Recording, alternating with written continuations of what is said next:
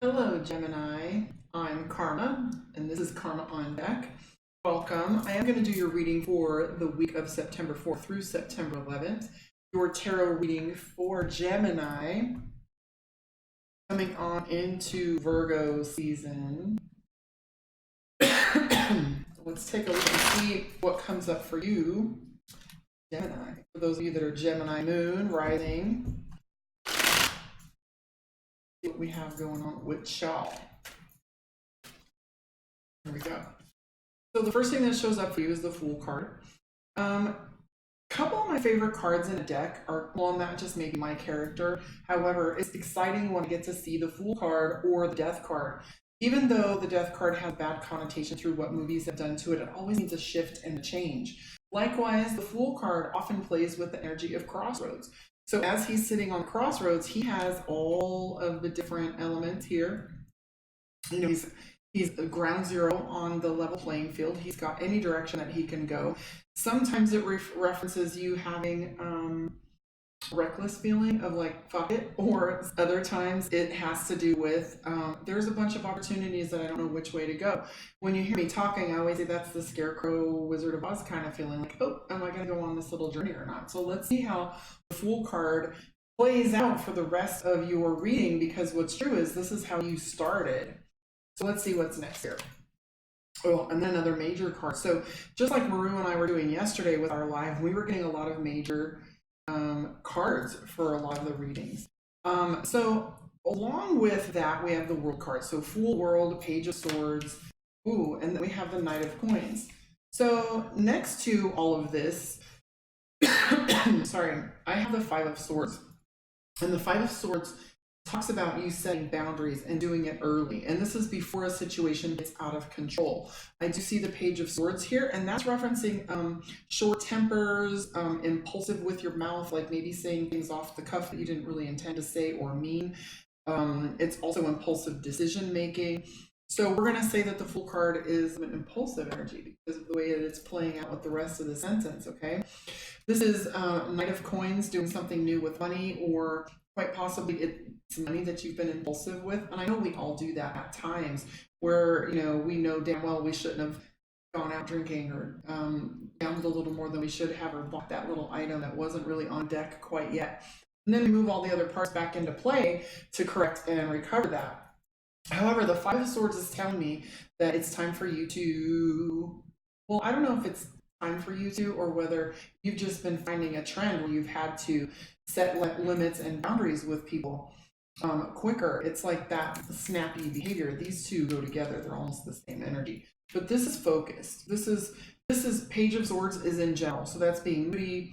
I wouldn't say irresponsible, but just reactive. And then the Five of Swords is about drawing limits, boundaries, and saying it early and quick. So for those things that you are working on when it comes to work-life balance, the Nine of Wands tells me you're still laying a foundation. Some of the habits that you have that are laying your foundation, like going to work every day, or whatever habits that you have, you know, working out consistently or keeping up with your marketing if you're an entrepreneur, this is where you're laying the groundwork and you're starting to see that it's getting a little easier. Your routine is starting to feel a little more comfortable. The Six of Swords is referencing you, things getting easier. So the storm is about to break. It can't stay forever. I know we're waiting for Dorian to move on to whatever else it needs to dissipate into, but I'm also seeing the Hermit card. Sometimes the Hermit can be a little disturbing, but other times, as it's laying next to the Sun card, it's telling me that you have been in isolation so you can think clearly. You're removing all of the elements that are causing you to have distractions and distress, and taking a step back and relying on your own counsel. Maybe prior to this, you were getting information from other people in such an abundance to where you were getting confused with the data that was coming in there. The Sun card is all about those things coming back into balance, right here with the Swords being things getting easier. This and this goes together. The Three of Cups in this deck always tells me that you're trying to keep your circle small. You're not inviting new people in there. If you notice here, you have the Six of Wands, which is all about victory. So things are going in the right direction. It's just you're getting tired of the labor. You're getting tired of the physical exertion that it's requiring for you to get things done, okay? So even though you're feeling overwhelmed, I want you to notice here the Seven of Wands. The Seven of Wands is batting cage. It's like taking one hit after another, not dropping one of them. But you don't have any time in between for you to say, hey, whoa, good job. Like there's no breathing room in between. This is a marathon that we're running. Nahum and I, spiritual bodybuilder, and I were talking about on our live today. We were talking about, what it takes to keep going, and that it only takes 1% for you to show up more than someone else. So like if 100 people think that if there's too much competition for a job, they might not show up just for the pure fact of they don't feel like they can compete or that they don't have their skill set up. And what's true is, what if you were the only one that showed up and you might not be the best for the job, but you damn well were showing up? So sometimes it's all about opportunity and not necessarily skill set. So trust yourself a little more and take the risk. I mean, maybe even someone that was the best or could have even competed with you to begin with, because you're selling yourself short thinking that there isn't even such a thing as competition. Because what's true is circumstances may shift, and it might be the right time frame, it might be the right group of people, it might be the right dollar amount. Someone else might take on a job that travels, however it might be the perfect one for you. Trust yourself. Furthermore, like I was saying, as you go through this where you're starting to get a little tired, don't quit, because what's true is showing up is most of the game. It's actually all of the game. And like I was saying, there's no such thing as competition. Once you start to recognize that there is enough of everything, and just how you disperse it, how you acquire, share, collaborate, all of those elements, they're available. Just so when I say, everybody wants a slice of the pie, well, it doesn't even have to be that flavor. It could be cake, it could be steak. There's different flavors for everyone. So trust yourself a little bit more. I do see the Ace of Coins here, which is victory and money, and that kind of turned around for you. And it's 1111. Hello.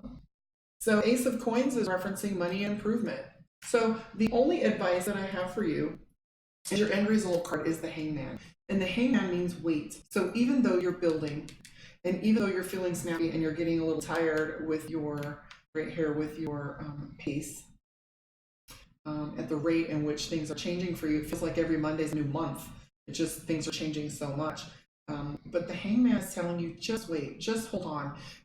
I was saying earlier, there is a song by, I think it's Rufus Del Sol, you'll have to correct me if I'm wrong, but it was called Deep Water, where he was talking about you don't have to tread water, you don't have to keep swimming, but you can go to a shallow place and rest. So remember to rest, remember to do self-care, remember to have water, and to take time to do things that are spiritually enriching. If you're going to go do something, like I had an opportunity to go have drinks with a friend, and instead I chose to go collaborate with one of my partners in this, and it ended up being a much more spiritual adventure for me. And I very easily could have gone and spent the day, and it's well deserved, having mimosas and chilling out. However, you know what's best for you and how often you've been doing a thing, or whether it's good for you in that time frame or moment. Anyways, guys, I'm Karma. Thank you for joining me. I am going to pull for you from Divination of the Ancients. You can find me at My Psychic One, and you can see the rest of the talent that we're bringing to the table on My Psychic One. They'll be visiting here on Babalao for those of you on this channel. And you can reach out to me, karmaondeck.com.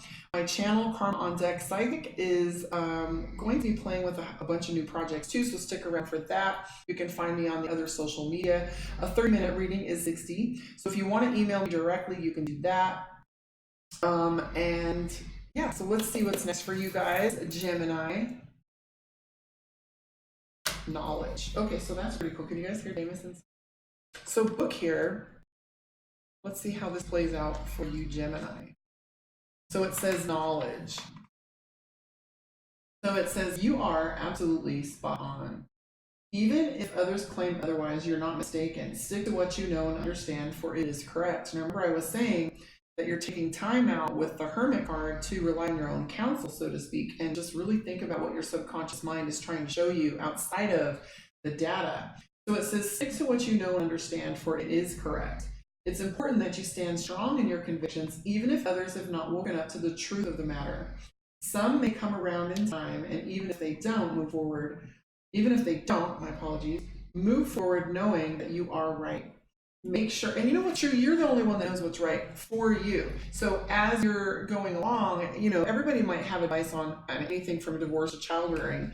And that might be what was appropriate for their situation, depending on what their background is and what they're doing. However, you know what's right for you, and not living authentically and not speaking to what is important for you can be a detriment. So it says, make sure you are well read in your chosen subject. So know your shit. As a new and rewarding chapter in your life opens up for you, gaining fresh information will allow you to be more discerning. Make sure you read between the lines in any given situation. Trust that which you know and follow it to the letter, for all that you have learned serves you well. There's an incantation that goes with your meditation, and it says, I stand my ground with what I know. And that's that boundaries that I was talking about. And when you're setting that up for other people, it says, I stand my ground with what I know, for 'tis the truth and not for show. I've studied hard, I know it's right, this leads me to my path of light. So keep what you know to yourself for the moment. Oh, it even says that right here. Your knowledge in this matter will take you far. You know more than those who oppose you on this. Share your passion for knowledge with others and read more esoterically themed books. So there you have it, Gemini. That's your reading for the week of September 4th through the 11th. KarmaOnDeck.com. Stick around. I will see you guys next week, and catch me on the live. Have a good night, guys.